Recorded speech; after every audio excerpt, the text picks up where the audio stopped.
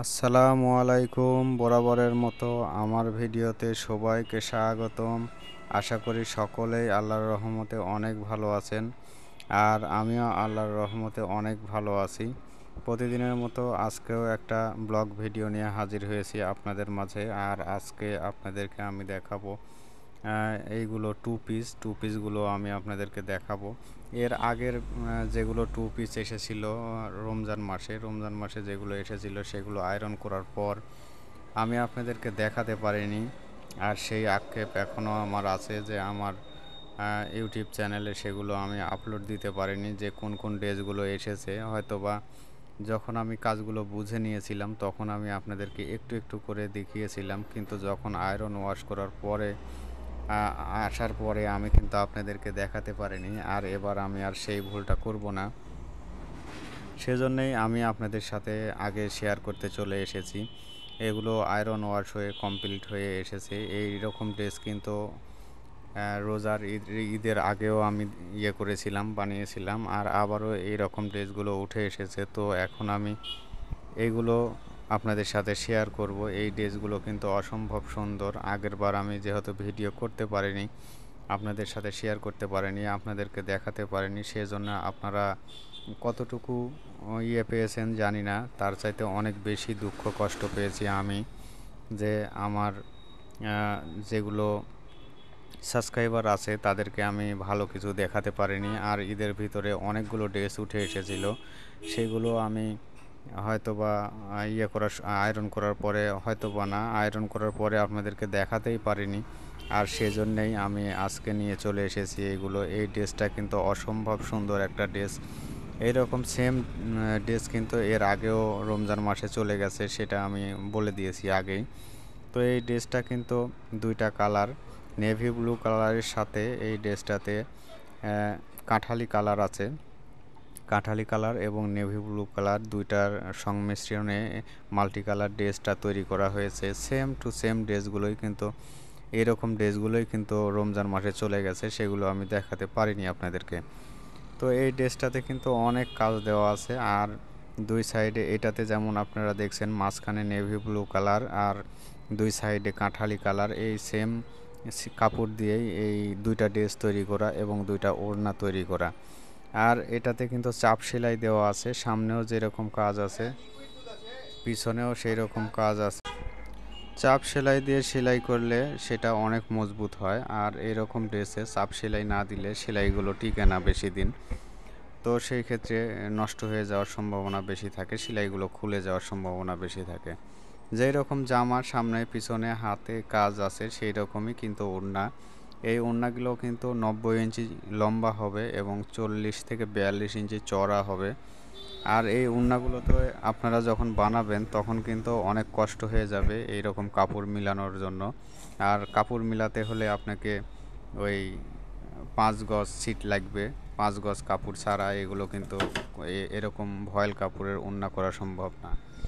এটা কিন্তু ভয়েল কাপড়ের উপরে করেছি, এর আগেও যেগুলো করেছিলাম সেগুলোও ভয়েল কাপড়ের উপরে। ভয়েল কাপড়ের চওড়াটা থাকে 33 থেকে 34, এর উপরে হয় না, কিন্তু এখানে ওড়নার চওড়াটা আছে 40 ইঞ্চির উপরে। চার সাইড দিয়ে বর্ডার লাইন দেওয়া আছে, মাঝখানে তো অনেক কাজ দেওয়া আছে, সেটা আপনারা দেখতেই পাচ্ছেন। দেখে আশা করি ভালো লাগবে সকলের। আর এইটা দুইটা কালার, সেটা আগেও বলে রেখেছি, দুইটা কালার, সেটা হলো একটা কাঁঠালি কালার আর একটা নেভি ব্লু কালার। এই দুইটা কালারের কম্বিনেশনে দুইটা ড্রেস বানানো। যদি আপনি একটা ড্রেস বানাতে চান এই রকম করে, তাহলে কিন্তু আপনার অনেক লস হয়ে যাবে। দুইটা ড্রেসের কাপড়, তিনটা ড্রেসের কাপড় নষ্ট হয়ে যাবে। আর এখানে আমি তিনটা ড্রেসের কাপড় দিয়ে দুইটা ড্রেস তৈরি করেছি, সেগুলো আবার যেরকম চওড়া আছে সেই রকম লং আছে। এই ড্রেসগুলো কিন্তু 50 ইঞ্চি লম্বা হবে, লং হবে 50 ইঞ্চি, আর চওড়া হবে কিন্তু 60+। এগুলো ফ্রি সাইজের, সবসময় আমরা ফ্রি সাইজের বানিয়ে থাকি। উপরে এগুলোর গলা দেওয়া নেই, আপনারা ইচ্ছা মতো কেটে এগুলোর গলা দিয়ে দিতে পারেন। আবার নিচের সাইডে একটু 2 ইঞ্চি মতো বাদ দেওয়া আছে, সেখানেও আপনারা একটু যদি কেউ একটু হয়, শর্ট সাইজ হয়, তাহলে কিন্তু ঠিক করে নিতে পারবেন। তো আমরা যেহেতু কে ছোট কে বড় সেটা দেখি না, সেই কারণেই আমরা সব সময় লং সাইজের বানিয়ে থাকি। এটা দেখতে পাচ্ছেন ওইটার যেরকম আপনার নেভি ব্লু কালারটা মাঝখানে ছিল, আর এইটার মাঝখানে কিন্তু কাঠালি কালারটা আছে, আর নেভি ব্লু কালারটা দুই সাইডে আছে। সামনেও যেরকম দুই কালার, পিছনেও এই ড্রেসটার কিন্তু দুই কালার।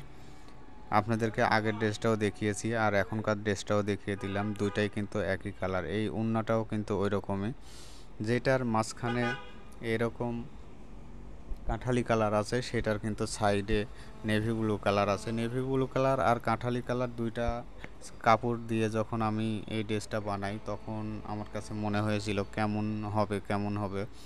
আর এই ড্রেসগুলো কিন্তু বানানোর পরে কাস্টমারের অনেক চোখে ধরে গেছে, অনেক পছন্দ হয়েছে, যে কারণে আমি এর আগে আমি আপনাদের কাছে দেখাতে পারিনি যে কী রকম ড্রেসটা কম হয়েছে।